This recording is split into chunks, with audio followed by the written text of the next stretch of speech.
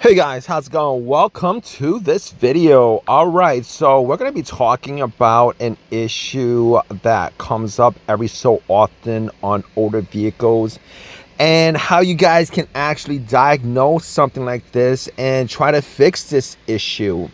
Now, this issue is essentially high RPMs, like it idles at high RPMs, and for no reason whatsoever.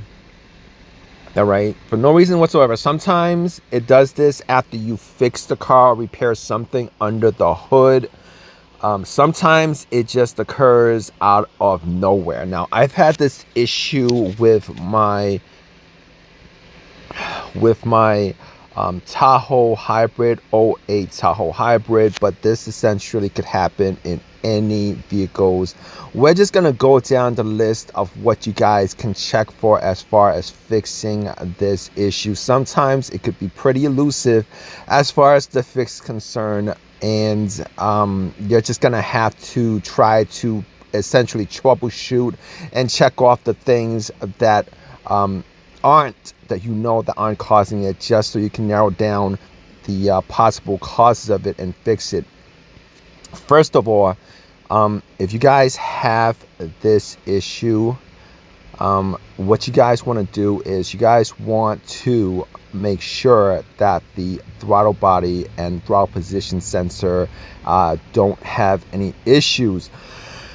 Now, in relatively newer cars, modern recent cars, there's a throttle position sensor, and if there is an issue with the throttle position sensor, it could actually cause your idle or your RPMs to it's not even idling, but you could be driving and out of nowhere your RPM should just shoot up and shoot down, shoot up and shoot down.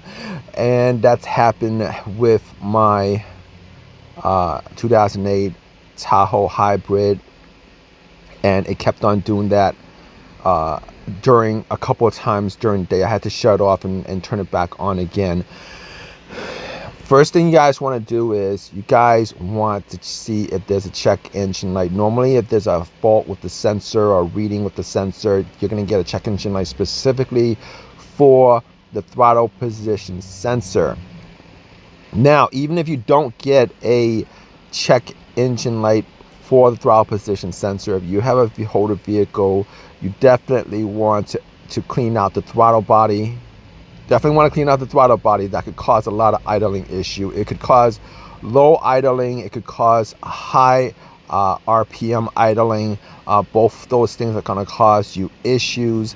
And a lot of times the inside of the throttle body gets really dirty. And it really doesn't take much dirt around the blade of the throttle blade. It doesn't take much dirt or debris or corrosion inside that throttle blade, and a lot of stuff gets built up in there as far as soot and oily residue and stuff like that. That'll just keep it from getting the right air fuel mixture. All right, it's that air fuel mixture that gets that's unbalanced to the point where it causes these issues, whether you have like low idling or high idling. So you definitely want to check those two things out: the throttle position sensor and the throttle body. Definitely clean out the area where your throttle body is. That was the thing that partly solved my issue. I think that actually did solve my issues, but there's other things that could cause this situation, but we're going to narrow it down to the possibilities. Okay, second thing is you want to check if there's a check engine light for any codes outside the throttle body and the throttle position sensor. All right, there's maybe there's a code for an ECU code. Maybe there's a code for the mass airflow sensor. Maybe there's a code for the air intake position sensor. Maybe there's some of those things aren't gonna cause this high RPM per se, but you definitely want to just get an OBD2 reader and scan it and rule those things out, because you never know. All right, second things you want to check for that happens every once in a while is a sticking accelerator pedal. All right, now particularly if you have older vehicles, I think some vehicles might have accelerator pedal issues. You definitely want to make sure that your accelerator pedal is not sticking, particularly if you have older vehicles. You might just want to, maybe if you notice that that's happening where you turn your car on and your RPM is just idling really high, you might want to just use your hand and push that pedal up. If you're able to put that pedal up, push that pedal up, pull that pedal up, and your RPM goes lower after that, you know that it's the accelerator pedal that's the issue. Now, the new cars these days have accelerator pedal actuators on them. All right, they're electric. They're electric, meaning that there's a sensor on the pedal itself that sends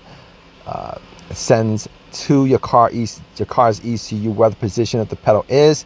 If there's ever an issue with that component, with that module, if there's ever an issue with that module, and this happens, this has happened with Nissans and Hondas and GMs, with newer vehicles, you guys definitely want to make sure that module is not the cause of your problem. A, if you guys do have that module. B, you guys want to make sure that there isn't a common issue with these modules for the particular car that you're having, and you guys can do that either by taking the module off. They're not very hard to take off, and checking it, or buying or replacing it, etc., etc. Now, third thing is, if you guys have older vehicles, where the throttle body itself is it has a line straight to your accelerator pedal, and these are vehicles from the early 2000s and before that.